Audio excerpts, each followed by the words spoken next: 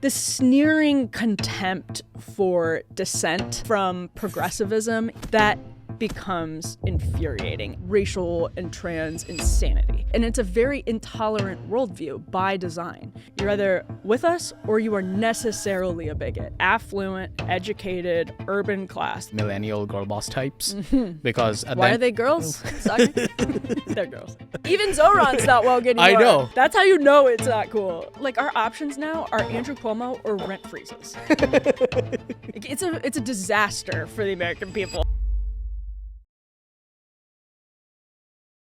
In one of your shows, you mentioned this term called, what are the load-bearing weights of the right? And I want to start there, especially with the context of it's almost 2 years since October 7th. Obviously, conversations regarding Israel has kind of sort of split the right, the mainstream right, I would say.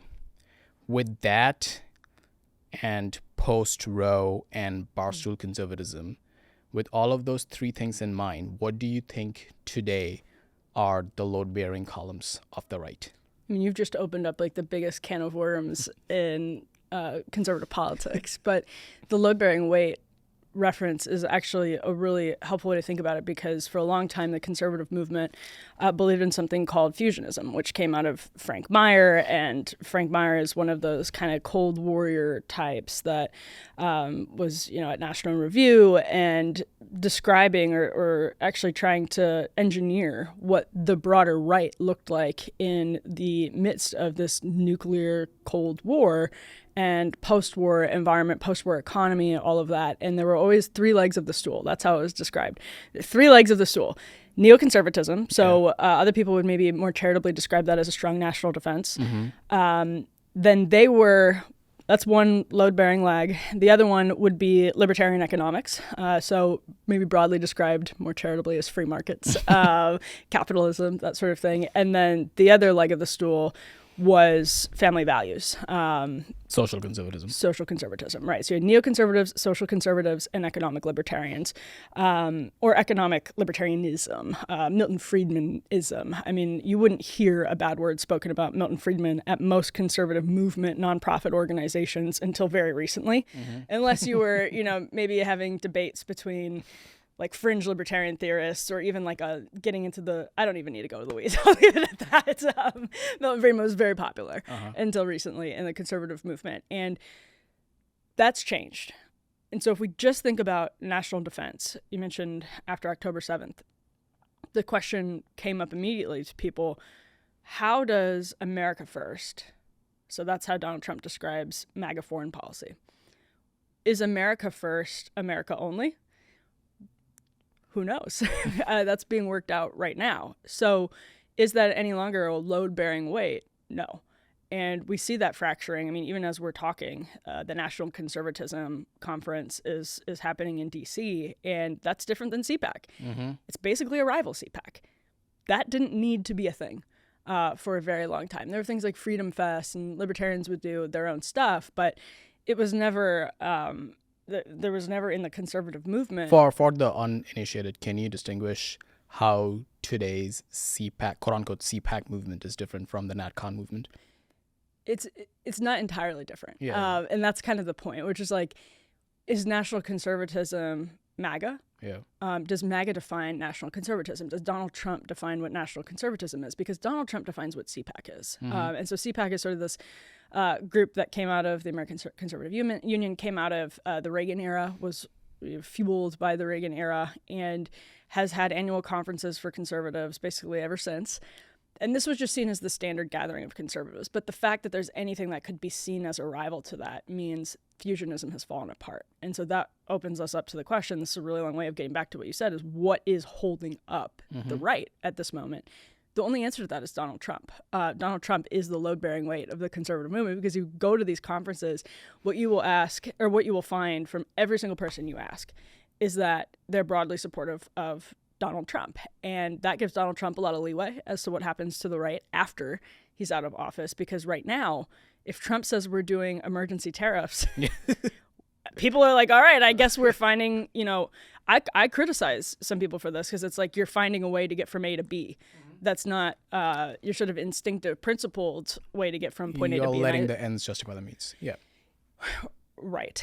And there's just so many different directions that we could go off based on that. But I think truly the only thing right now, because Barstool conservatives are part of the coalition now, and they're not going to vote for the weird, I say this as a weird anti-abortion person that just believes life begins at conception and you can't murder anyone who's alive, any human who is alive. And that's a problem for a lot of people who voted for Donald Trump and are now broadly voting for the Republican Party in certain elections. So that should make the GOP very nervous, even as Democrats' brand is tanking. It doesn't necessarily mean everything is rosy over on the right.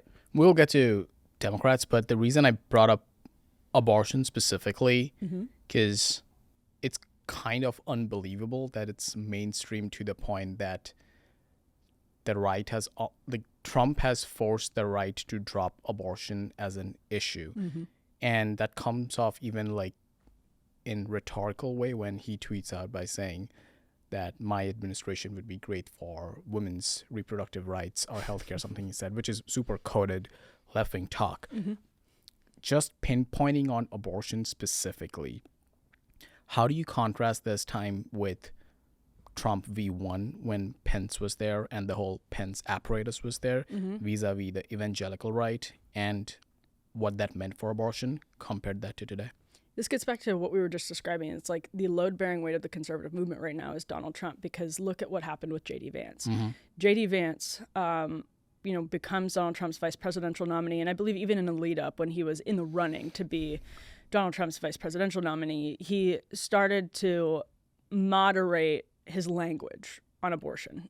He'll say his position hasn't changed, but he supports the president's position, which is not the hardcore, lowercase o, orthodox Catholic position on abortion that J.D. Vance has, and before becoming the vice presidential candidate nominee, said was a priority and was very important to him. And now he defers to Trump on that. And we've seen this stance mirrored on the conservative movement, which is this idea that deprioritize abortion. You don't change your position that you believe it ends a human life, but say maybe it's not the litmus test for every Republican leader, because on the one hand, there's a debate about the polling in pro-life circles about whether it's real or not that the American people, are opposed to 6-week bans or 12-week bans, and how that played out in Ohio and Florida. But that aside, there's a general understanding that it's a tough sell with Trump's Republican Party in a way it wasn't with, let's say, Mitt Romney's Republican Party. Maybe people should have been aware of that. In a way, they maybe weren't. But the right has sort of shifted to trying to make the case that life is being ended in abortion, make that case culturally before making it politically, which I think actually is probably the right response. Is the J.D. Vance politics the perfect mold for something like this post-Trump, where the candidate himself or herself is quite representative that of the social conservative base, but the way they play capital P politics resembles much of where the country is right now? I think you're right. I mean, I don't think you would see a J.D. Vance running with the J.D. Vance abortion position in a general election. Now, that's going to be tough to do because of the primary, and hardcore pro-life voters are still a significant portion of the grassroots. So to have a primary position that's also going to be a general election position, I think what you'll see from J.D. Vance is taking the Trump position, saying, I learned from President Trump when he was in office that this is what is a smart position on abortion, and so we expect to carry Trump 2.0 into Vance 1.0. I think that's probably what you see. Same from a Rubio. They'll try to have a position that's more Trumpian than what their personal position is. Will that work? I don't know. Looking at the other side right now, I saw your piece this morning regarding how the millennials are still stuck in woke politics. There was a lot of talk and reckoning regarding, is woke over are we in post-woke politics after Trump V2 election win. Staying on the millennial aspect specifically, why do you think that there is, because I did not expect their resistance liberal model to once again be reignited. Yeah. And we saw that especially during the No Kings protest. Someone was talking to me about like no kings, and I was like, no one gives a shit.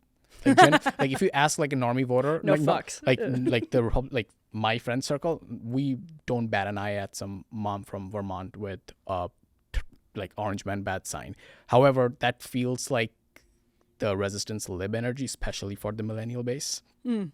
Why do you think that's coming back? So the what's been dubbed for a long time the professional managerial class of millennials. So not of Gen Z and not of Gen X, but millennials. My experience actually at the Aspen Ideas Festival in June was really interesting because it had me start thinking about this a lot. I'd already been thinking about it a little bit, but I hadn't thought about it through this generational paradigm, which is instructive because I was, just absorbing all of it. And I noticed it was the millennials who were still clinging to these like identitarian breakout groups. Like we have to go have the indigenous person breakout group. We have to go have the black breakout group, the women's breakout group. It was this year. It was among the fellows. Yep. And pronouns in the bios. It seemed to me that wasn't happening with any of the Gen Z people who were there or Gen X people who were there. Of course, this is just average and it's just my anecdotal experience. There's some polling evidence, but it's really hard so far to tell what the generational differences are because how you measure, quote, woke is different. The Economist did a survey of the research about a year ago and found that peak woke, how they described it, had started declining. And so it would make sense. How did they define peak woke? They were looking at, they did a pretty comprehensive review of public opinion on different things. And it's very, very, some of it is just like racial attitudes on trans stuff, language that's used. It's a ton of different things that they measured. And the survey's pretty convincing, but I still think polling is hard with the question of what constitutes woke and what doesn't. So it's difficult. But I think we've all sensed woke has ended and it hasn't quite ended. Yeah. And that was always what was strange to me when it felt like the vibes had shifted. Like the quote vibe shift had happened after Trump surprised everyone, came back after January 6th, won the presidency again with tech on his side. And you have all of the major CEOs of these once sexy tech companies standing behind him at the inauguration. It was just beyond bizarre. It felt like a fever dream. It seemed like the culture had changed and Wall Street, wasn't doing ESG and DEI. But at the same time, those people who were, I think now mostly millennials in the sort of affluent, educated, urban class, the professional managerial Power zip class. Power zip class, middle management. They are the ones that pushed this. They're the ones that pushed us to peak woke. And what changed is that the C-suites, their bosses, realized they were not representative of the broader public opinion. And so they had this permission structure that was always there, but they didn't recognize it to push back on the PMC millennials. And when that happened, the woke fever broke. But those PMC millennials who grew up during the recession, totally unmoored from what felt like truth, trusted institutions, grabbed onto what came to be called like wokeness, which is essentially this postmodern moral relativism that manifested in like the Jezebel era. You know what I'm talking about? and culminated with like the 2020 full racial and trans insanity. They still believe in all of that. Of course they do, because it is the foundation that they built their houses on, the worldview that is their house. They built it on that foundation. So that's not changing for them. And that got fuel to fire post George Floyd. Right. And it's a very intolerant worldview by design. It's this idea that you either, it's a binary. You are either progressive or a bigot. If you do not agree with defund the police, Jacob Frey, you'll probably remember Minneapolis Mayor Jacob Frey being booed out of a George Floyd protest because he wasn't fully on board with like the defund or abolish. I think that might have even been abolish the police agenda. So it was very much binary. You're either with us or you are necessarily a bigot. And that is why the C-suites felt like they didn't have permission to back off. They thought that, young people were becoming all persuaded to that worldview when it was actually those PMC millennials who are in middle management, sometimes upper management. And I just believe when your roots are that deep in the worldview, you don't just give that up. And I think that's why we still see some millennials clinging to what was called wokeness. I think the fracture is interesting. The C-suite types and the CEO types, at the end of the day, they have a much pronounced responsibility towards the shareholder than the middle manager, quote unquote millennial girl boss types. Because why are they girls? They're girls. I'm in New York City, so they're girls. They're girls and Jacob Fry. Just one Jacob Fry. Even Zohran's not woke anymore. I know. That's how you know it's not cool. That's key though. Like, because Zohran, at the end of the day, he's a millennial, and he was a cringe woke millennial. He was a cringe woke police queer liberation woke, defund the police woke. But right now, see, like he's talking to the way Gen Z talks. Yep. And that is different than how the millennial woke conversation happens. It makes him an exception. And the millennial pod save bros are a good example too. Yeah. It took them until like a month ago after Zohran. Literally, it was after Mamdani beat Cuomo that they started really changing the way they talked about Israel, changing the way they talked about the Democratic Party.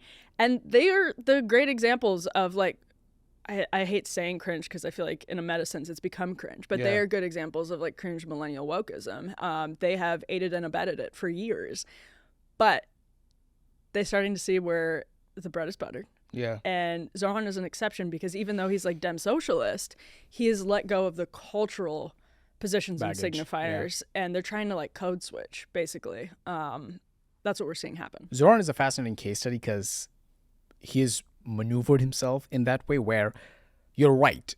He probably fundamentally believes in that cultural Marxist perspective. However, politically, he has positioned himself as someone who can make it in politics after Trump V2 reckoning. Right. And those just quickly, those people in middle management don't have political constituencies. They don't have to win votes. Correct. So they're not changing. Yeah. Whereas you see Zohran, Pod Save America guys starting to code switch a little bit, right? Like, are their beliefs changing? Probably not. But they've at least realized they have to respond to political constituencies and audiences, and that Democrats have to get elected. So they're changing the way that they talk. And I don't think that they're malleable. At this point, they are not malleable enough to change after so many years of that worldview. Compound that with BLM, compound that with COVID, compound that with the resentment towards Trump V2. They're so dug in. Yeah, you're talking about like the PMC. The PMC types. Yeah, no, they're so dug in. And it's embarrassing for the Pod Save America guys, but they've handled it the best way they could, which is basically admit that it's embarrassing. Malcolm Gladwell, I'm sure you saw just recently, came out and said he's embarrassed by how he handled a panel discussion several years back on transports. And Matt Taibbi is hitting at him being like, well, are you embarrassed about all of these other ridiculous things that you've said, or is it just the transports? Because transports is like a representation in so many different ways. If you believed in that, you believed in a broad suite of other kind of ridiculous things. And if you believed in it in the way he believed in it, not in just sort of live and let live, like let the kid play, don't bully this kid. That's not what he was talking about. He was talking about this idea that is a woman. Yeah. Or like it can be just the same, right? Like just what? I know he's not a millennial, but that was rooted in relativism, to the best anything can be rooted in postmodern, post-truth moral relativism. Zooming out a little bit, there's a lot of talk about populism in general on the right that manifests as protectionism vis-a-vis trade, immigration. On the left, that manifests as redistribution, Zohran. What comes after the quote-unquote neoliberal era? Before neoliberal, like the New Deal era gave way to the neoliberal era. Yeah. What is it's arguable that the forced fracture in the neoliberal era was 2008. And right now, both parties are contending with what can be a populist future. Trump forced the Republican base to reckon with what that could be. the left is reckoning with what I think you termed it as the progressive Tea Party movement. What comes after this? Yeah, I actually asked one of the Texas Dems, who's the chairwoman of like the Progressive Legislative Caucus in Texas, who fled during the like redistricting fight. I asked her, like, does this remind you of any way in the Tea Party movement? And she said, absolutely. She like leaned into that. She was like, absolutely it does. And some of the polling and just some of the signs, you know, seeing Dems go after Chuck Schumer now, the way Republicans went after Mitch McConnell, like campaigning Dems, Graham Plattner up in Maine, is so wildly amusing because it's just the reckoning that the Tea Party started and Trump finished on the right really was more about 08. It really was more about the recession than anybody realized at the time. It was about fairness. People felt like actually they had been getting jilted. And the way Occupy manifested is, well, take some of that wealth away from the really rich people. They don't deserve it. The way the Tea Party manifested was, please just stop taking my wealth. Like, stop taking more and more of my wealth. I worked hard for it. Stop with these tax rates. Stop with the welfare. But fundamentally, it was the same thing, which was this is not a fair system. And that was exposed in 08. Tea Party latched onto it. Occupy latched onto it. Trump forced Republicans to reckon with it in a way that Democrats haven't yet been forced to reckon with. They've got previews of it from Joe Crowley losing to AOC and Cuomo losing to Mamdani, but nobody has been a Dem Donald Trump to the national party. Maybe Donald Trump will be the Dem Donald Trump just by winning 2 different times, but that means what's their answer? I mean, every Democrat in 2020, basically, except for Biden, basically got on board with like Medicare for all. They were pretty populist, economically populist. And this Trump administration on the right is whining and dining tech CEOs, is putting them in the government, and is really, like your question earlier about the load-bearing weight of the conservative movement, finding that out in real time. Like, this is an experiment in real time as to what holds up the right. And right now, it's completely unclear to me what the right looks like. If we had to like dissect the past populist movements, why would you say, despite having shared concerns, the Tea Party movement and the Occupy movement manifested as a red versus blue movement? You know, that's a great question, because the Trump movement actually wasn't a red versus blue movement, and the Bernie movement really wasn't either. Obviously, Trump drew more from the right and Bernie drew more from the left, but Trump in particular won, we know, a pretty critical slice of Obama voters, and he recaptured Obama, Trump, Biden, Trump voters in 2024, which is an endangered species in Washington, D.C. It's basically a non-existent species in the D.C. ecosystem, but is a really critical swing vote because it's in all of these purple states, Wisconsin, Pennsylvania, all those places. So that tells me Dems need something that can they need to be more tolerant of whoever it is that can tap into those voters. It took them a lot to tolerate Biden, actually, right? You know, like Kamala Harris doesn't make it to Iowa, but was saying that little girl was me, right? Like Biden won because you could argue the DNC consolidated around someone else, but he also won because he was the only like sort of non-culturally progressive person who could still kind of talk a populist game. Yeah. I don't know. I mean, everything is red and blue coded because it's so fueled by the parties and the special interest groups, I guess. Something which I like struggle to understand a lot, because I know a lot of dudes who were quote unquote part of the Gamergate movement. Yeah. But they were also Occupy bros. Yeah. So I always try to like, what's your political foundation? Right. Because is it more close to libertarianism? Well, that's millennials. Yeah. But right, so Gamergate and Occupy Yeah. are 2 critical moments in the millennial timeline. Yeah. In the millennial cultural timeline. Who could forget the pajama boy meme? Like, that's what Occupy looked like, right? Yeah. Like, I had just moved to DC when Occupy started. I remember going down there and looking at it, and, you know, it was like, half of people in brand new Patagonias typing on their MacBooks and LARPing, and then half of the people were like violent street vagrants who were like doing awful things in those tents. It was the strangest combination in the world. But then, people say Gamergate is a preview of the culture war. That is probably true because it took Occupy, Tea Party, and I've never thought about it this way before. That's super interesting. It fused them into one. I have a Gamergate memory, which is I was working for Christina Hoff Sommers at the American Enterprise Institute in college and like helping with research. She started becoming really popular with the Gamergate guys. I think they called her like Based Mom. This is like 2014. And there was a Gamergate meetup here in DC.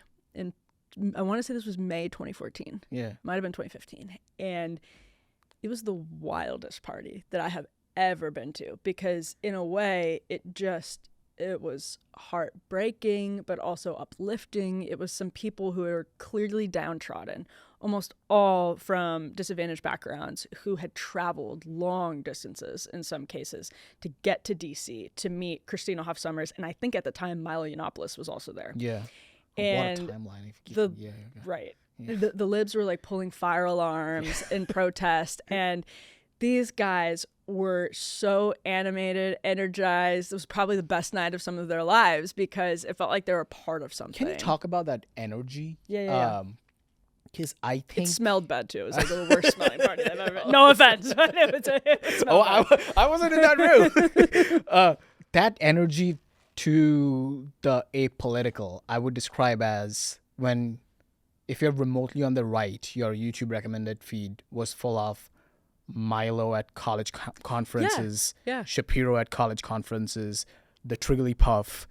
That timeline is super interesting, and I want to zoom in on the disaffected dudes who traveled all the way to meet Christina. Back in the day, the disaffectedness within the American men was mostly because I think it was a reactionary movement towards all things feminism. Yeah. Yep. Just the burgeoning feminism. It's not what it is today, but back then it was just Rosie O'Donnell stuff, and the dudes were like, this is not our stuff, we need something else, and they felt disaffected. Combine that with the actual Tea Party complaint. Why they rallied for Bernie. How would you describe that archetype? Oh, that's so interesting. One of the reasons I just go back to the well of information that I was exposed to while working for Christina all of the time. It was so... I can't describe how helpful it was to be like plunged into that milieu from 2012 to 2014, which is when the rape culture narrative was rock solid in the media and in Hollywood. And it was, based on this demonization of men that as people, this was happening right after, I don't think coincidentally, right after you hit critical mass on smartphones and social media use. So Instagram is 2011, around there, that Facebook buys it. People start getting smartphones, 2007, but really you're hitting critical mass around 2010, 2012. And people started to feel, we now know counterintuitively, very lonely. Yeah. They started to spend more time on screens. And with those screens came overexposure to this narrow elite progressivism that is overrepresented in the media that we consume on those screens. So overrepresented on social media, overrepresented in the quote mainstream media. And I think that exposure combined with the loneliness and obviously some other socioeconomic concerns, it just heightened the influence of people on those platforms in a way we're sort of seeing to the what's the best way to put it? The pendulum swing back now. Can I add something to that? Yeah, please. There was this feeling of resentment towards women who are successful. I'm not saying that as a pejorative. Yeah, no, we're bad people. I know, clearly. But while all of what you described was happening to the male experience, because everything that you mentioned vis-a-vis like loneliness crisis, it hits women differently because women are like, I don't know, like smarter and more social in that sense, because they try to have a social circle in a way dudes do not, That's especially in those adolescent years. Yep. Combine that with a combination of you're in America, bootstrap, you have to figure out your own way. As a dude, you're not allowed to complain. So that energy, along with the cultural push down of showing women in powerful positions, I'm not saying it's a good thing or a bad thing, but I'm saying like being exposed to that created that, I don't know, like 08 to 012 masculine angst energy. And the style for men at the time was also like this weird feminized lumberjack look, right? Like even in the representations of masculinity, it was like goofy dads still who just were failing the women left and right, and the women were so much better then. Or it was feminized men who eschewed toxic masculinity. If there's a masculine caricature, it's kind of like Ron Swanson-y. Yeah, exactly. Right. That's right. And Swanson was seen as a anachronistic, or like he was like this. He was funny because he was outdated. And that was the controversy with Adam on Girls, right? Yeah. Like this is toxic masculinity combined with femininity, but she kind of loved it. Yeah. Amazing. She's so unintentionally honest. But my job at AEI was fact checking for a re-release of Christina's book called The War Against Boys, which was originally released in 2000, around 2000. And this was a re-release that I think was ultimately published in 2014. This is millennial men in a nutshell. That book, around the turn of the millennium, was describing the feminization that you and I experienced of the public education system, of the culture, Ritalin prescriptions, so healthcare, the decline of recess, all of these small things, they're not small, like overprescribing Ritalin is not a small thing, but all of these individual things that combined into an aggregate experience for the millennial male, feminizing math problems by making them story problems that go right over guys' heads. You can probably I don't know. I guess you didn't go to a ton of American school, right? You were UK. British school, yeah. But this Can you was give an example? What's like a feminized math problem? just making it a word problem instead of like a number problem. So saying if Becky has 3 ducks. Yeah. And Sally gives her 2 ducks. How many ducks does Becky have? As Instead of opposed just to- saying like if there are 2 things and you add Gotcha. like Okay. Yeah.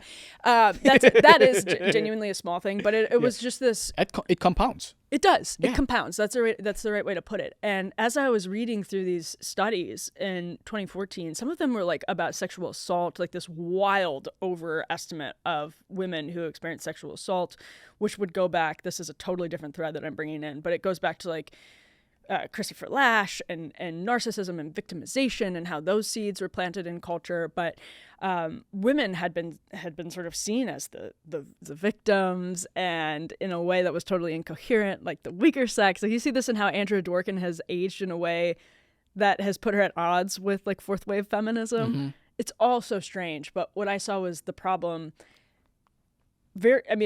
Everything spoke to what I had experienced when the first version of that book was written in 2000. I started thinking about my public education in a very different way. I was like, wow, this is all true. This did happen. And I'm from a fairly conservative part of Wisconsin, and this was happening. And I'm looking around, all of these studies, fact check, great. In some cases, they've gotten significantly worse. That's the millennial male experience. And it's no surprise to me that it started to boil over. And Gamergate was probably a very good example of What that. was your personal experience coming out during that same timeline?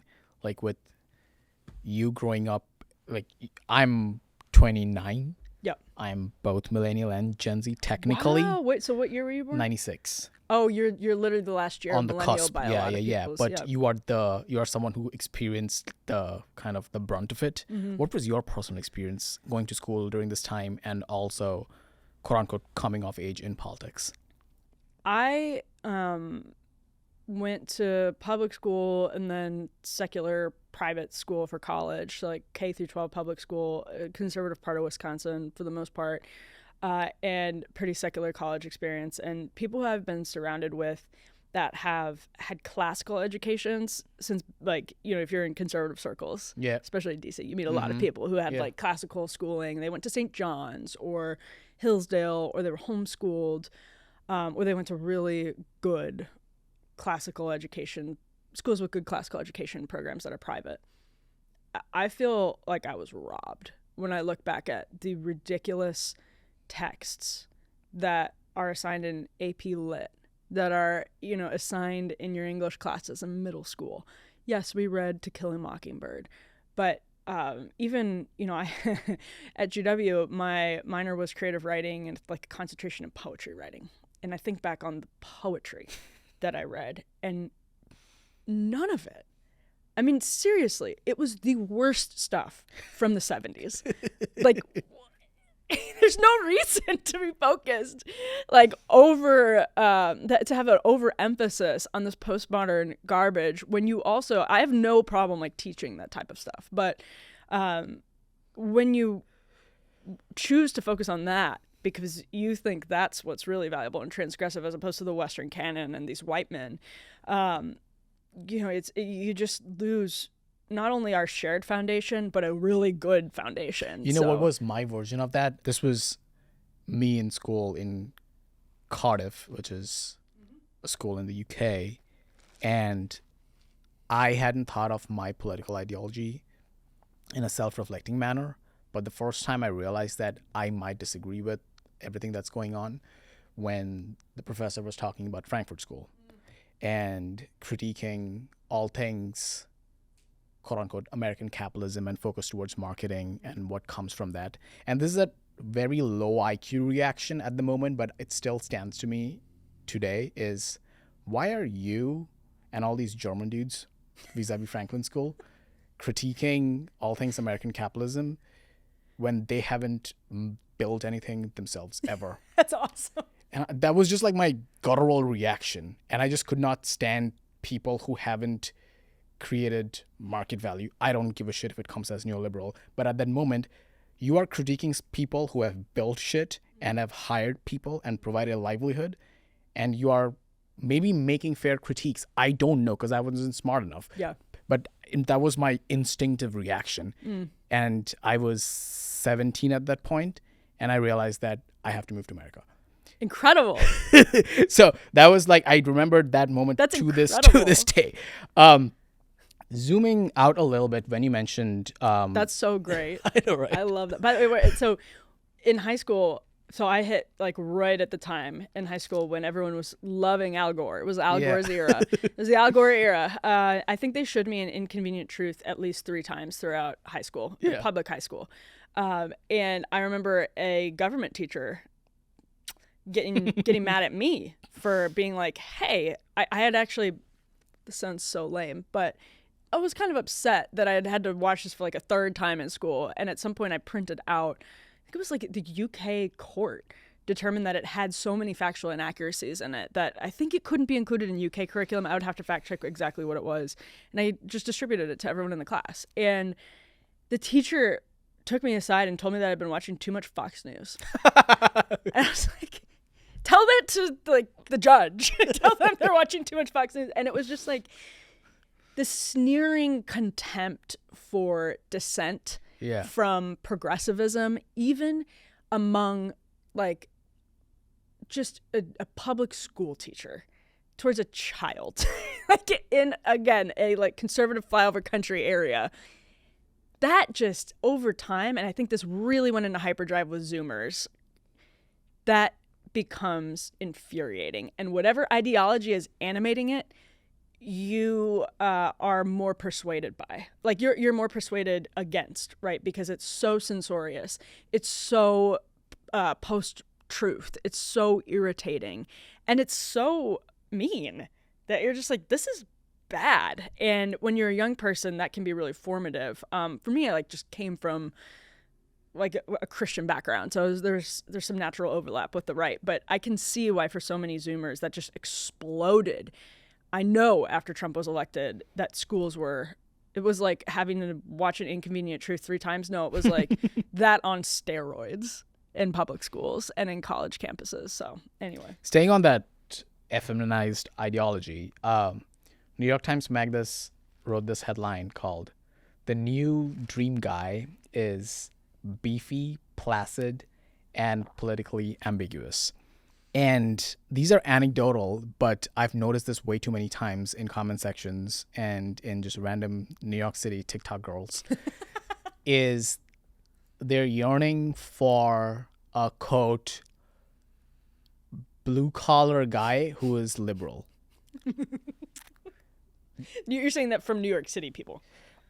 Girls specifically. Yeah. And I'm guessing just quote unquote progressive girls in general.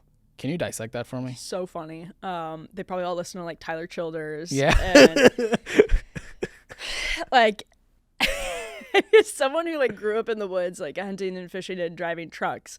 My first car was a 2002 Ford F-150. The hicklib phenomenon is primarily driven by a childless cat lady. Yeah. Like, and it's like annoying because Tyler Childers is talented, and that's sort of the genre that I love. But there's this certain there's an archetype that really gets progressive women going, right? Yeah. Because masculine, what they want is the masculine packaging. Correct. But they want to change what's inside. Yeah. And it sort of creates this caricature that doesn't exist, right? This is not a representation. And most blue collar people are either Trump or Bernie, right? Like they're one or the other. You go to a Bernie rally or a Trump rally, it's a pretty similar crowd, except for Bernie you have more hippies, and Trump you have more affluent, like boomer types. You have like Trump boats with Trump flags. Yep. So, but the working class base meal is the same base. So similar. Bernie won Wisconsin over Hillary by a huge margin. Mm-hmm. So that's really funny to me because I see that too, and it's curious I'm curious about your experience seeing that in New York TikTok, because it's almost like it's become okay for women now to say we don't need pajama boy, which is like a millennial Obama era. But it was pajama boy was from an Obama care. I think it was a social media post, Facebook post that Obama put out in like 2012 that everyone mocked because it was a grown-ass dude in Christmas jammies with like hipster glasses on, and it just became a symbol. And women have suddenly realized that it's okay for them to not want that, right? That like it's okay, the vibe has shifted, but they don't quite want the politics of the packaging. They want like Phil Dunphy's politics, but in a guy who looks like Zach Bryan. That's so true. And you're not going to get it. No, in the case of Zach Bryan, you're going to get like a raving drunk. Yeah. Enjoy it or leave. And that's why he can write the songs he can write. I'm not saying it's a good thing or a bad thing. What is that yearning, though? What is that yearning where you actually have to check off that biological angst? Like, not angst, like yearning for a guy who's a guy. But at the same time, you don't want to tell your girlfriends that your boyfriend remotely likes Trump. I think that's where it comes from. Yeah, that's interesting, this idea. But I feel like it's not taking hold in the rest of the culture at all, but it probably does exist in New York. That like specifically, that you have. And maybe I'm like biased toward my sample size, obviously, No, but yeah, I think it's always important to talk about what's happening in New York, DC, and LA, because that's where the PMC millennials are in middle management bullying the C-suites into, changing AP style to use capital B for black or whatever else. So it's important to talk about that and to think about that, even though these people are overrepresented. They just don't get criticism from people who understand that they're overrepresented. So it's worthwhile. Maybe I don't know, like the Maha vibe shift has been really interesting. Yeah. And part of the Maha vibe shift is understanding that things like, for example, birth control, there are a lot of stories about women who get off their birth control and are suddenly not attracted to their partners anymore. And the reason is birth control is a hormonal disruptor. It manipulates your natural hormonal balance and probably makes feminized men more attractive. And some of it, I think, is just reckoning with what's been pushed, right? Like this what's been pushed as sexy and attractive. And people are starting to feel like with Zoomers, there's such low institutional trust. It's okay to question everything. It's okay to question all of that. But it's easier to do it in the sort of obvious physical manifestation, like your natural attraction to someone or not your natural attraction to someone. It's easier to challenge that than what you believe, because it's at least seems superficial, if that makes sense. It's not superficial. No, that's the best I can. No, that's a good read. Staying on the Zoomers, I'm pretty sure you remember that video of that guy in a car talking about Yes.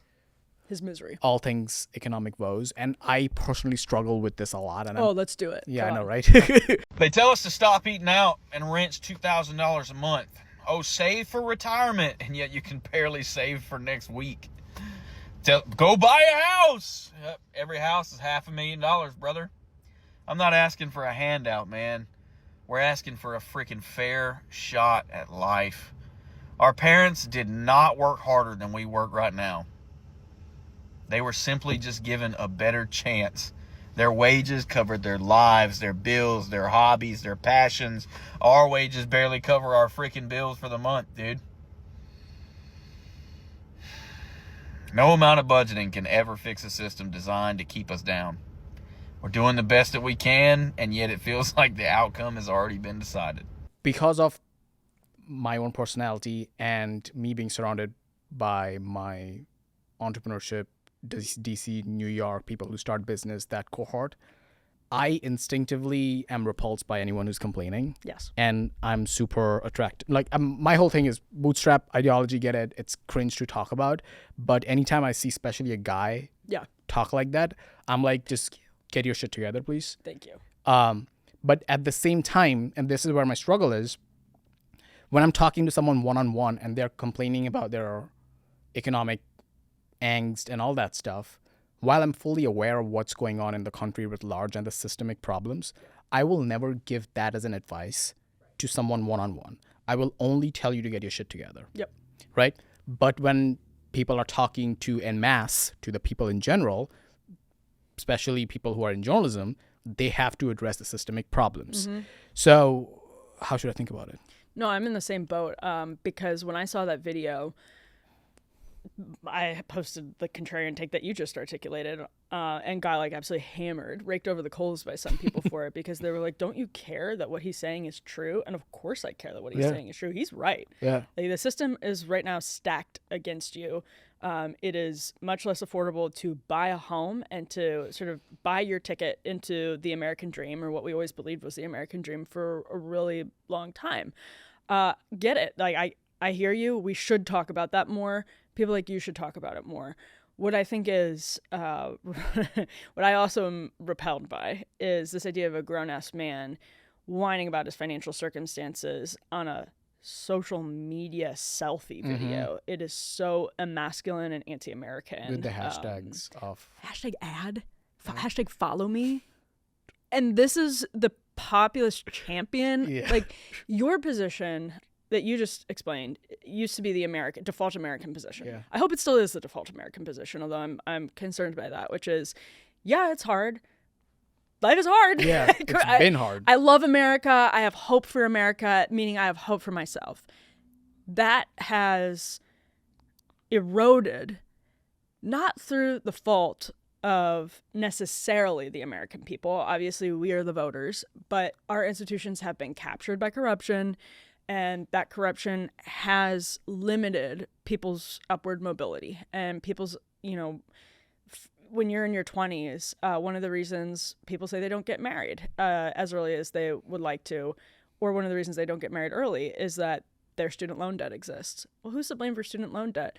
I don't think it's voters who are to blame for student loan debt. I actually think it's politicians greenlighting subsidy after subsidy that makes it so easy for the universities to keep jacking up their prices. And then it's the universities who are mostly not in elected positions and are just staffing up with bureaucrats because they know they'll keep getting subsidies, Mm-hmm. or Title IX. And that's a structural problem. It's a structural problem, and there's no incentive in our system right now to fix it because we don't have enough checks on, I would say, the administrative state, but also Congress. And there are so many downstream causes of that. But it's not the fault of that young man. Yeah. That student loans are unaffordable, and that if you did go to college and maybe you are in debt, or you put aside 4 years of your life and earning potential, you got out of college and the guy who just started welding is making more than you. He probably is. That's actually probably true in many people's cases. So he's totally right. We should be talking about what he's talking about more. I'm in your boat that I don't quite know how to think about this, other than I don't think I'm wrong to find that emasculine anti-American. The sympathy comes when it's about a false promise. like Yeah. to that guy and to the majority of young people who went to school for 4 years, accrued debt, and now came to a job market where everything looks the way it does today. There's an aspect of I did everything right, Yes. but life still sucks. Right. And I cannot sneer down on that person because he did everything right. Yeah. And that didn't used to be the case in America. Like, we watched that change over our lifetimes, whereas things were progressively getting better from Silent Gen, Boomers, Gen X, for Millennials and Zoomers. It used to be true that you could do everything right, and for the most part, you would be really happy with where you were. Now it's you can do everything right, and for the most part, you're probably still going to be priced out of the American dream for now. Maybe that changes. Millennials are 20s, 30s, early 40s. Zoomers are 20s. So maybe that changes. But I feel like it's the averages have flipped. That, like, on average, if you did everything right in our parents' generation, you were probably good. I think on average, if you do everything right in this generation, you probably will be 25, unmarried, without a home, and with student loan debt. And that sucks. But you still have to get your shit together. Like, that's the problem. Like, how do you land that plane? And you know what's funny? But we just got used to a much fairer system, and fair systems are historically the exception, right? Like, we got used to a true historical exception, and I think we can recapture it. I hope we can recapture it. Can you verbalize that exception, Rose? Well, just that, like, the idea that you can own your own property, your own very nice house, that you can be perfectly. I always use this example of my grandfather, who had 7 kids, owned a home just outside Milwaukee, a lovely neighborhood, and ultimately had like a hunting cottage, so 2 homes, on an electrician's salary. He was a Marine, served in Korea, served in the Korean War, and just came back, electrician. My grandmother stayed at home, 7 kids. Seven kids. That's not happening. And a homeowner on a trade salary. I hope we can get back to that. But watching that change and slip away it's one thing if you were just sort of born into that vacuum where it was the norm for hundreds of years or whatever, but watching it slip away over your grandparents' lifetime, that I think it's easy to sort of victimize yourself, and it's easy because you are truly a victim. Yeah. It's just not healthy to see yourself as a victim. The problem is you also cannot see the forces which are victimizing you. Yes. Which makes that anxiety even more pronounced because, once again, you did everything right. Right. And right now you're going through this turmoil. Something which I also find funny is all these headlines regarding young people not drinking, young people not having sex, young people having dinner at 6 p.m. I saw that one. Parenthesis, because they're losers. I think all of that is an extension of what we just talked about and not something which they structurally decided to do. Ooh, say more about that. Like, what do you mean it's just been sort of... So the opposite case would be that young people, by observing what their millennial peers did previously, Right. vis-a-vis drinking culture, staying out late, quote-unquote, having fun, coming back home at 3, and then going to their jobs, regular life, and all of that. I think post-COVID, there was an apathy within the Gen Z cohort where they're like, yeah, that's okay, but we don't want that. Yep. Maybe you also cannot afford that, but they also realize that we don't want that. So there was this shrinking away from the job market vis-a-vis quiet quitting, not drinking, not socializing, not dating, not just marching towards the life which constitutes that of American dream. So that's one argument. Another argument is that they're not partaking in any of that because they're too fucking broke to do them. Dude, that's so interesting. I've never thought about that. Because millennial drinking culture, if you go back to Barstool, Betches, circa like 2014, was insanely unhealthy. It was like constant jokes about being blackout drunk at frat parties. And I mean, we've probably all been there. Yeah. But it's also like there was just this idea that was, you mentioned Phil Dunphy earlier. I always meant to write a piece on this. I never got around to it. But there was like a couple of seasons of Modern Family where you almost never saw Claire Dunphy without a glass of white wine in her hands. like ever. It was just like, But she's still sharp as a does tack. she have a problem? And nobody ever talked about it. But yeah, there was that period of time where it was just, man, it was kind of crazy, the cultural vibes about that. And I think it was this, the millennial grind set and millennial nihilism were in a war. You know, it was like that's sort of what it was. And the biggest difference between millennials that I see and Gen Z that I see is the grind set. So millennials had Sheryl Sandberg, Lean In, whatever it was, super activist culture. And Gen Z is more like, it's a sort of yearning for something simpler, whether that manifests in Maha or quiet quitting. You know what I mean? Whether it manifests in trad wives or whether it manifests in, you know, like local activism. The grind set difference between millennial and Gen Z is also in a communal sense.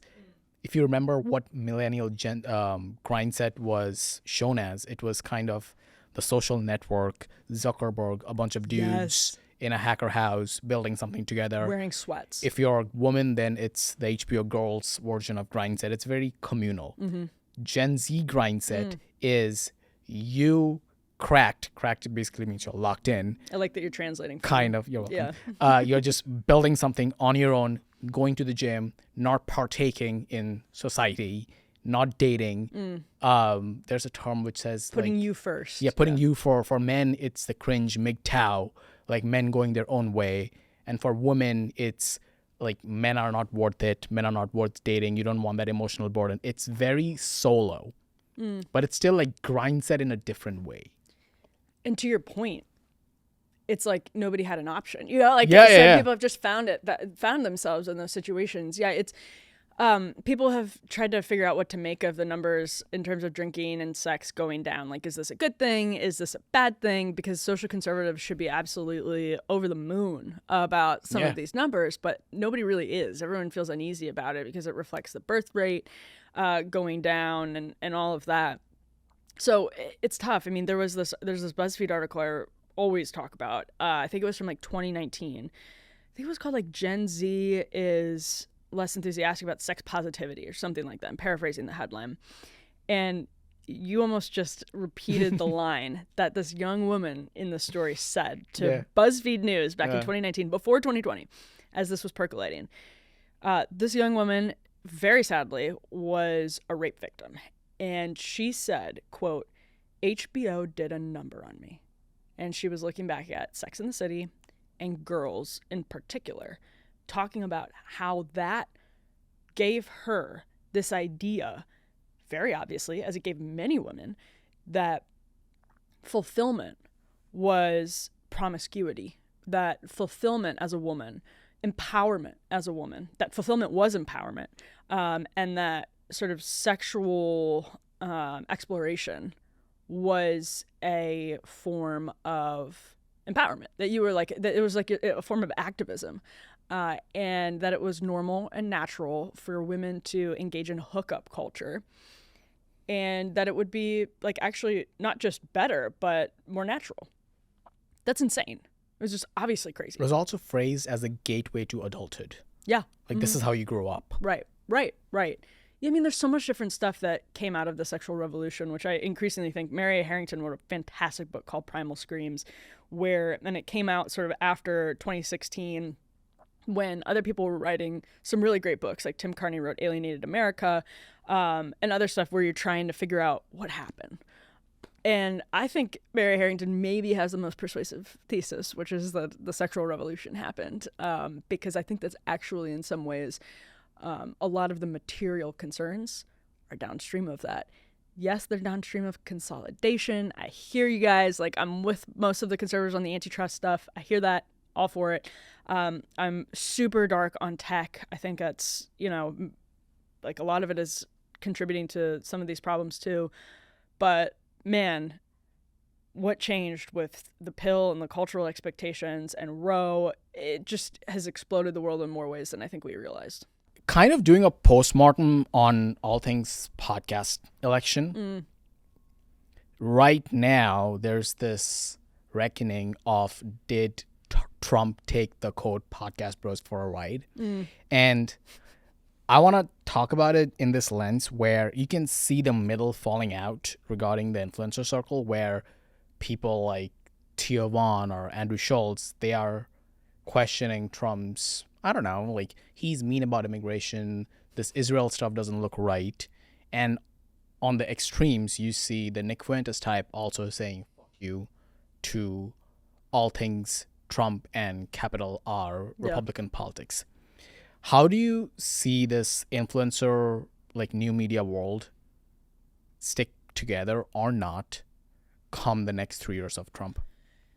Because there is no fundamental organizing principle for that group. Right. Yeah, they're not, we were just talking earlier about fusionism and how that was the organizing architecture of the American right. There's nothing like that in podcasts, except there is one load-bearing weight in the new media ecosystem, which is low institutional trust and sort of being against the establishment. And that maybe like saying fuck you to woke.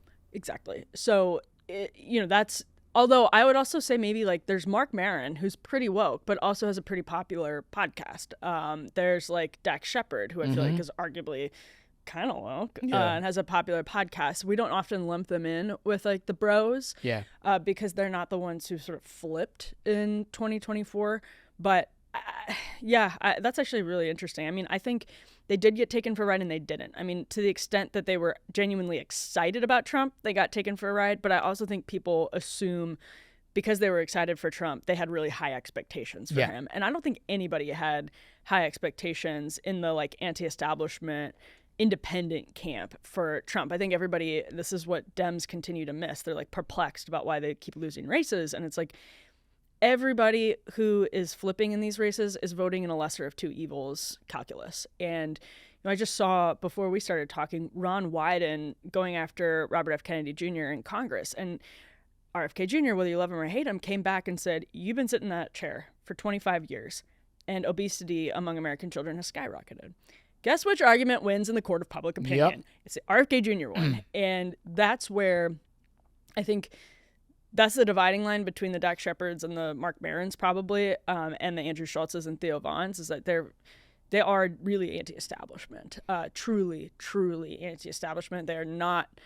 And that's where the Pod Save America guys are going too. If you've noticed, they've said the Democrats are corrupt. The Democrats are funding genocide. The Democrats are, the party is rotten to its core. They're not jumping on that bandwagon because they've realized that's where the party is.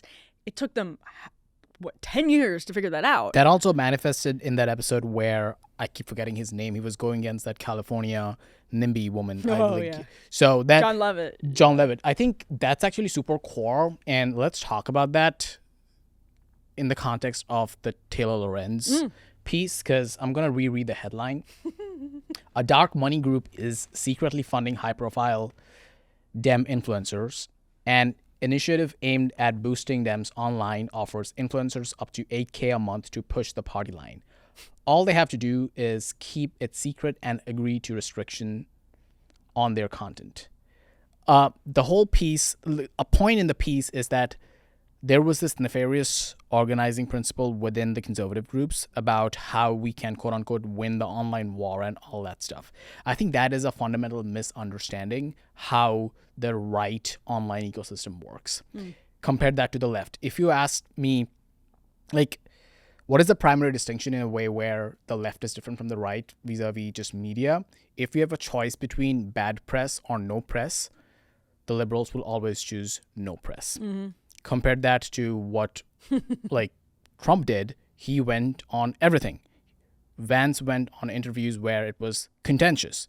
Trump went on podcasts where Nelk Boys' audience cannot find a voting booth if you gave them a GPS. So the liberals on the other side, they were very careful regarding where they went because there's this assumption of we want to take care of how we are perceived. Right.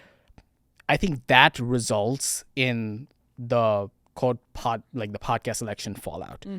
I do not know to what extent the Taylor piece is true or not. The 8K or what? 8K is a low amount also. What do you make of it in general? Well, that's because, I think that's right. And it's because Democrats still haven't wrapped their head around the lesser of two evils calculus that is mostly driving swing voters in a low institutional trust environment, meaning people don't trust anyone. And the best way to win their trust is to tell them not to trust anyone, and be better at that than the other guy. And Trump has been better at that than the other guy for a long time. By the way, that's not in any small part how Obama won back in 2008.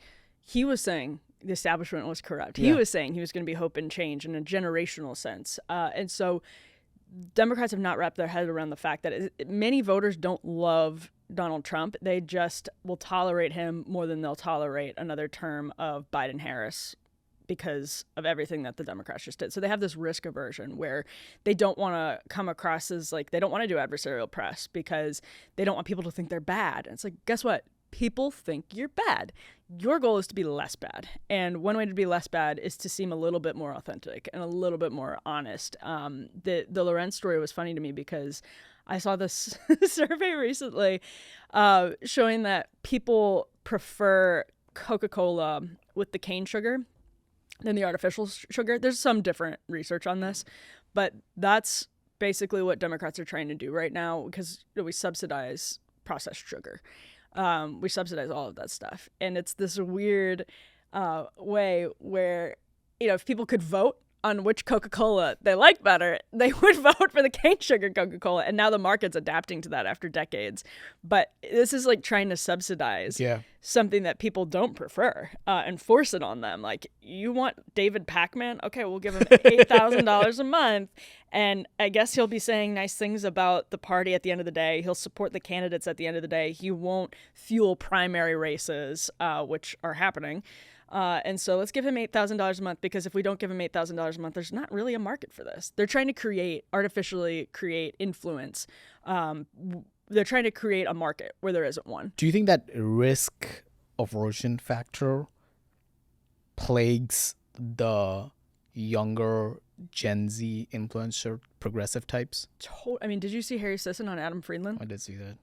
It's everything you need to know about the young dumb influencers.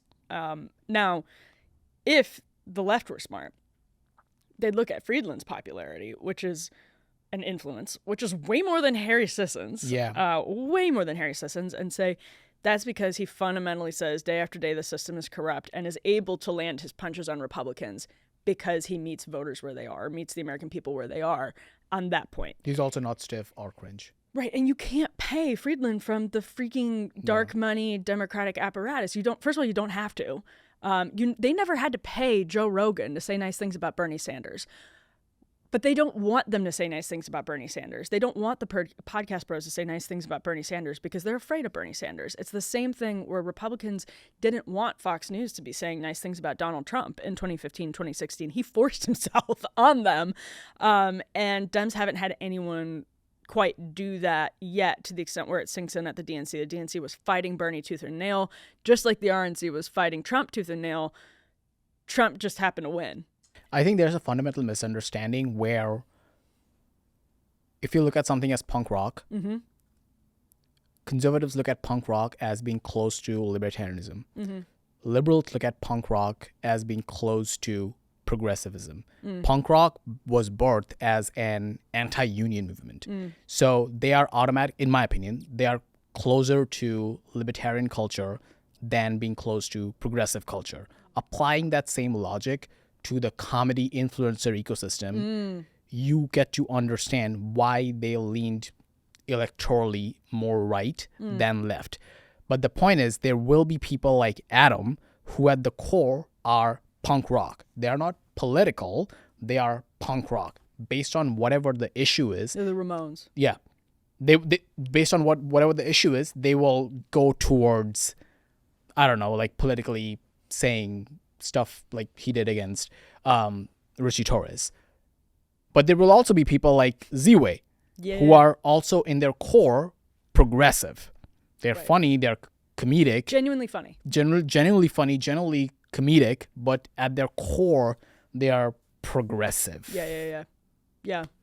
Well, yeah, I mean, this was this conversation forever. I can't believe I'm even saying this. Like the conservative movement, you'd sit around at happy hours and hear the same line over and over again. This is why conservatives don't make good art. Like that conversation was happening ad nauseum every single day on the right for years. And the theory, which I think is correct to some extent, is that you don't have artistic personalities attracted to a movement that is deferential to some party's establishment, right? Like, that's icky. Like, no artist wants to be, except for, I guess, in 2016, in that, what was it, fight song compilation of celebrities, right?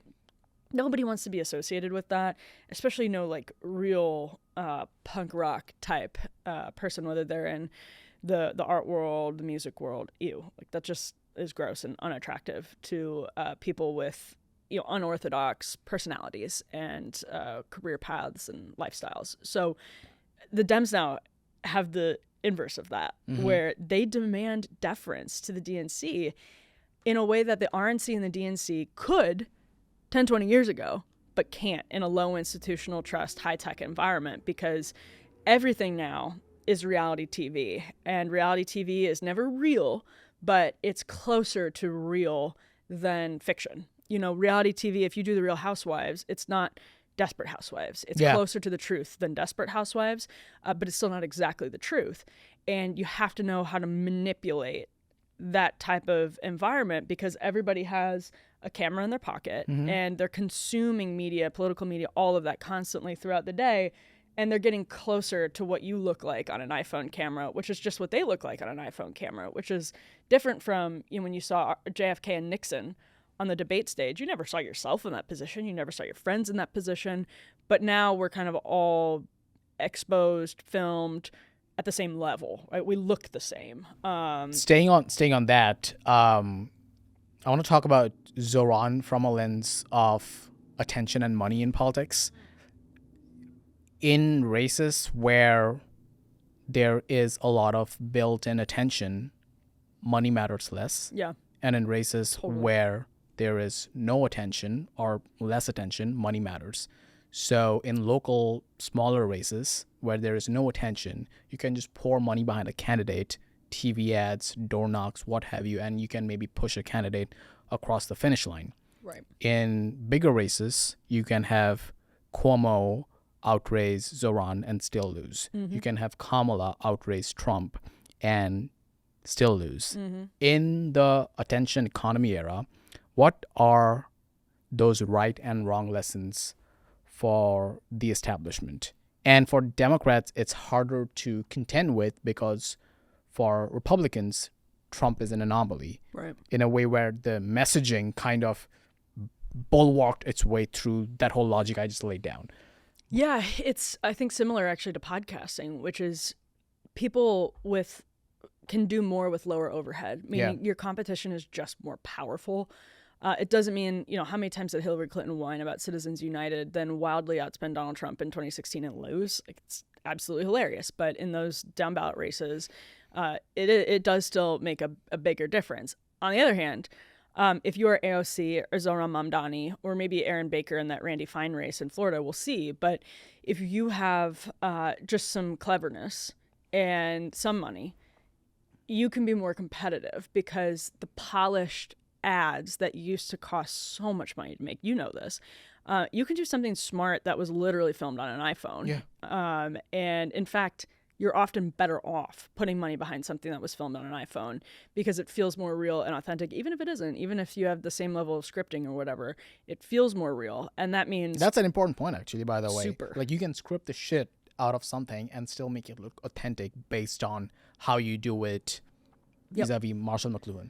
Yeah, exactly. Yeah, and I mean, those Zohran ads are so important because he just was smart about them. Like, he did not have a lot of money. He was just really smart about those ads in a way that, this is another lesser of two evils race, by the way. How many videos were going viral after Mamdani won of people saying, I'm not a socialist, but I voted for him because the other guy's Cuomo.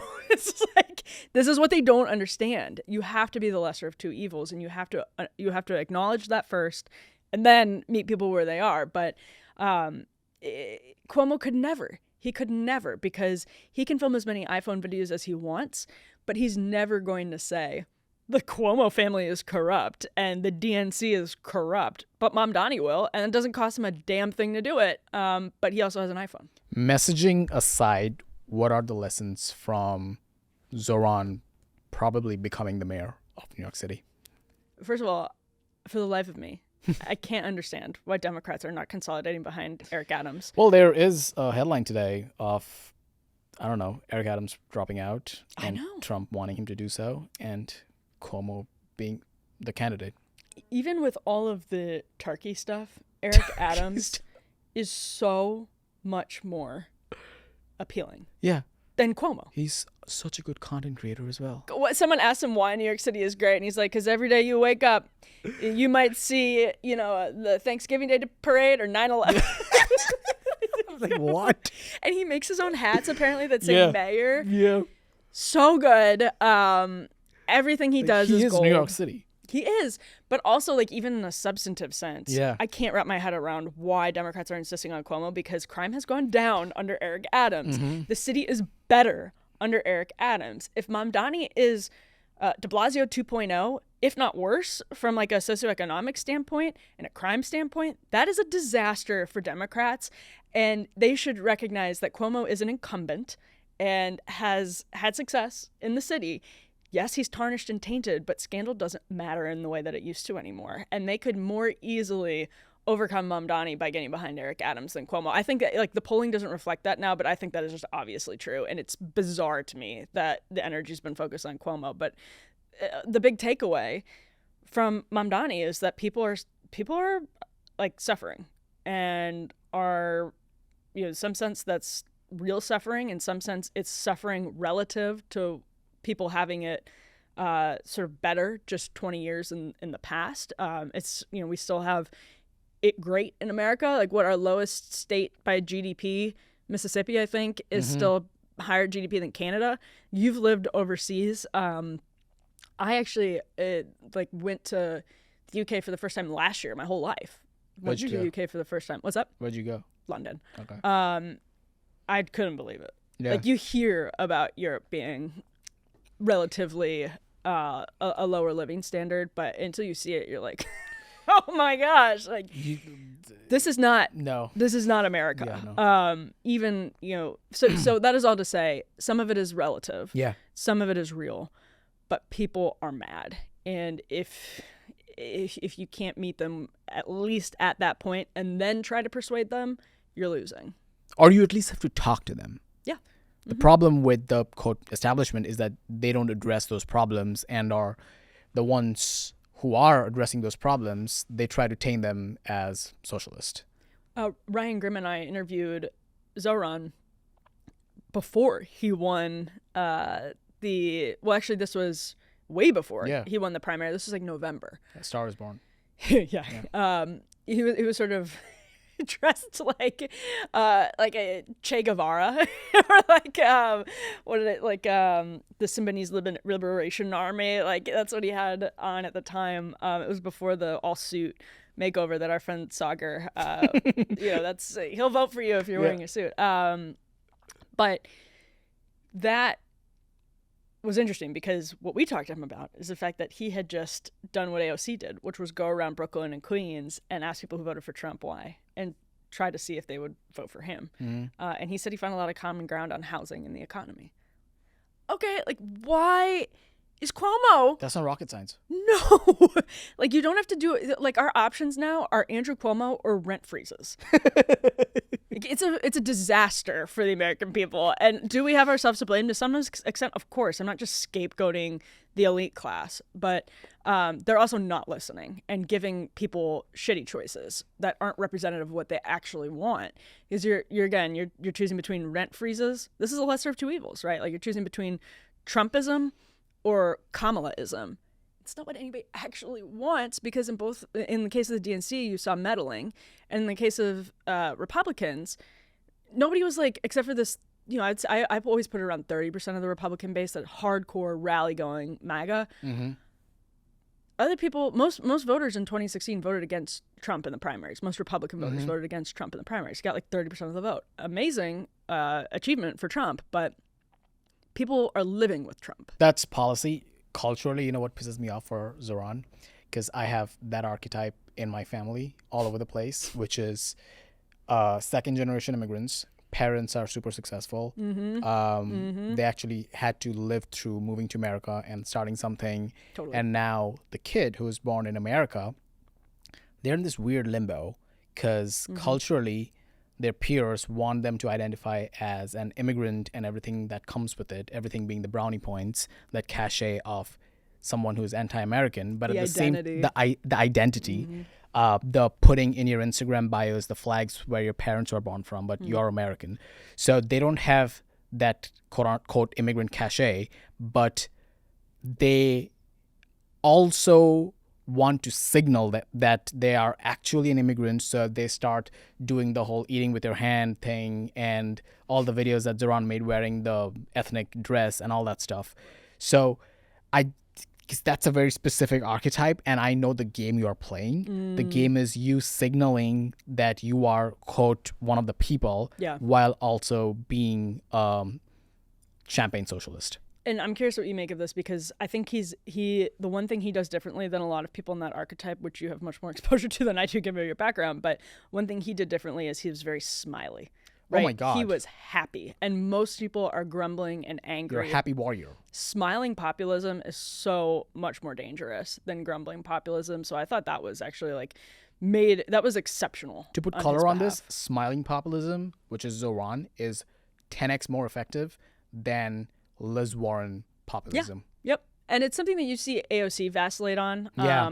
Bernie's a grumbling populist, but he's actually pretty affable, you know, like in a weird way. Yeah. So I think there's that. He feels like grandfatherly. But yeah, so there's that dynamic that Zohran has going for him. But I think the Uganda wedding was a disaster. And the populist left did not reckon with that. And I know we're only talking about New York City here, but the New York Post coverage of that, which I'm sure was splashed across the newsstands in the city, it was a complete disaster for him. And it didn't seem to register with the populist left who's pushing him. I actually think, if the establishment had its act together, that would be a really devastating attack. And they're not even talking about it. The populist base actually yearns for someone, I'm guessing, someone who comes from money and they have that cultural energy, but they can speak to their populist angst. Right. That is also reflected on, what's that Kennedy's name? The Joe? Oh, Schlossberg. Schlossberg. Yep. Comes from money, Yep. but acts like your average 20-something, 30-something New Yorker who's struggling through life. That's a specific archetype. I don't know what to make of it. Many such cases. I wonder if that is as attractive to Zoomers as it is to millennials. I don't know, because I feel like with Zohran, I think Gen Z probably does like Zohran, but I feel like millennials, that's their god. And the same thing with Schlossberg, right? Like he does have that. He's my age, so he has that educated, urban, affluent, millennial vibe, but he's also just filming himself in a van, driving around. It's a weird tension. Last question, Taylor Swift. And I want to talk it through the lens of the startup marriage versus the merger marriage in this case, which is clearly a merger marriage. I do not remember who tweeted this, but I like the phrasing of it, which is marriage now is seen as a capstone. Lindy. This was Paul Scalise. Marriage is seen as a capstone. Yep. Something which you do after you have lived through, quote, life, as opposed to what you do to start your life. Yeah. Marriage is something which you do after you have had your job, moved cities, had sex with a bunch of people, and now you get married because now that's the price of adulthood, as opposed to let's get married and we will figure out life together. Right. Which is good. Yeah.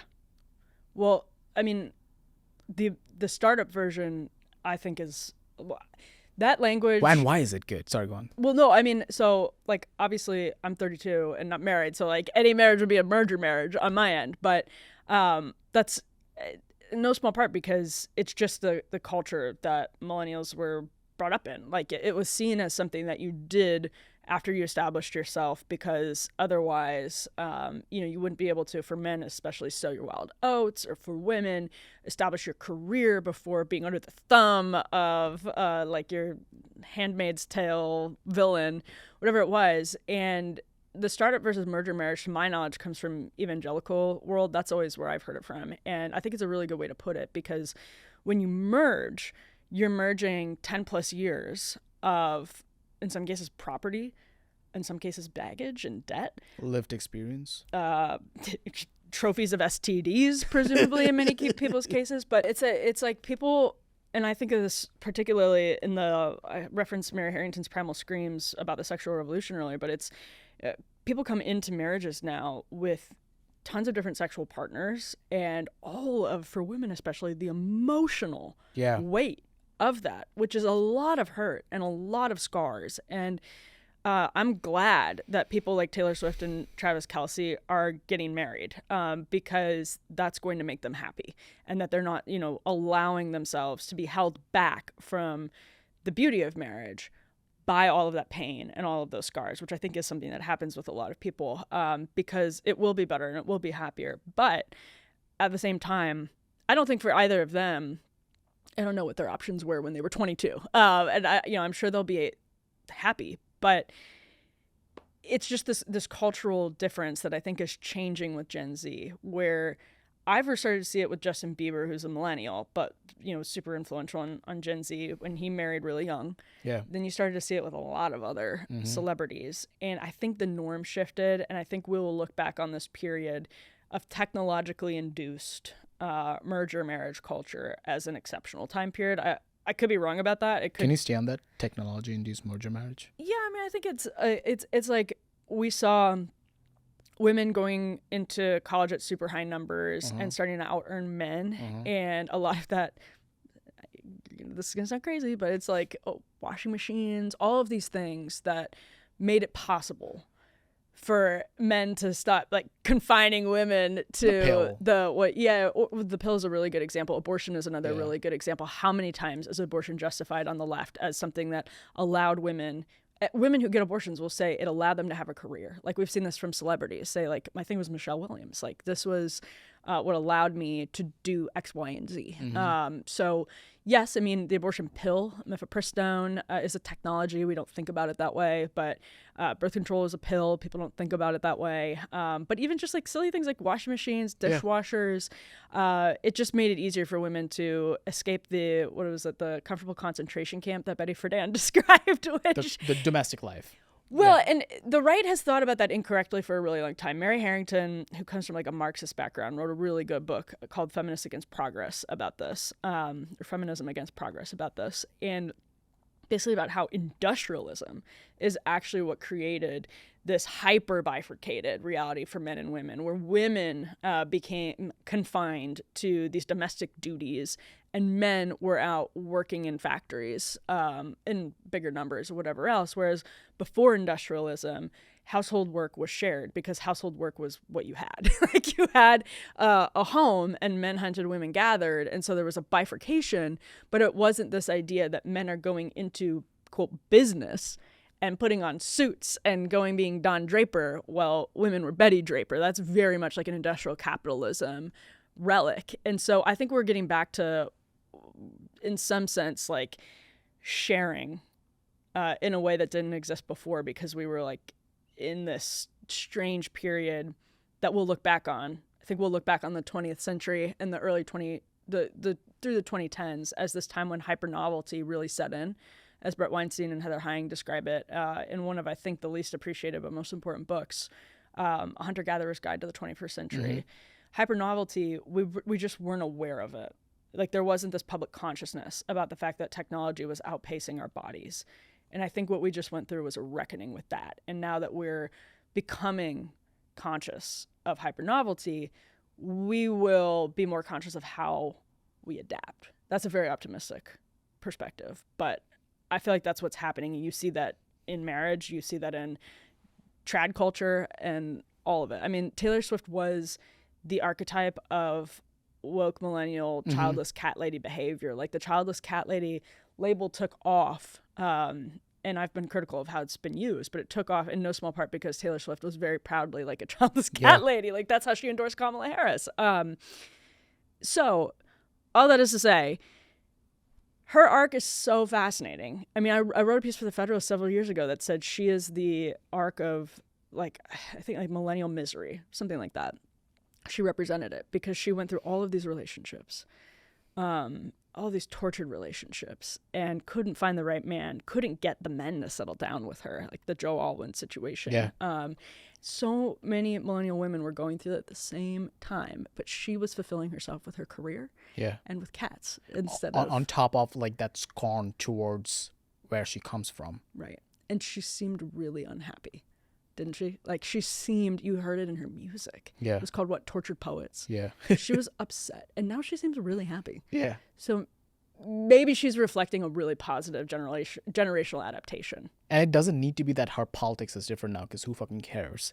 Right. Although I think maybe they're less, like, flamboyantly woke. But yeah. I know what your least favorite Taylor Swift song is. What's your favorite Taylor Swift song? I was, that's my square in my demo. Like, I was a teenager when Taylor Swift was getting really popular. We're roughly the same age. So I loved Taylor Swift growing up. Mm-hmm. I like Hey Stephen. Okay. I only know one song which I like, which is You're on Your Own, Kid. Really? Which I like because I'm an only child. That's really funny. That's the only song I know besides, like, the love story era songs.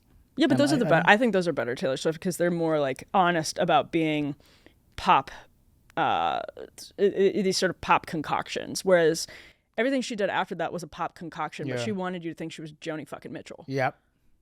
And that's so millennial. Like, Yeah. it's just, she's the daughter of a private equity executive or of a hedge fund guy who moved to Nashville from Pennsylvania to become a country star, started singing with a twang. So manufactured. Oh my gosh, in a way that was so Striver grindset millennial coded. And it clearly wasn't making her happy, but it made her rich. Emily, thank you. Thanks, man.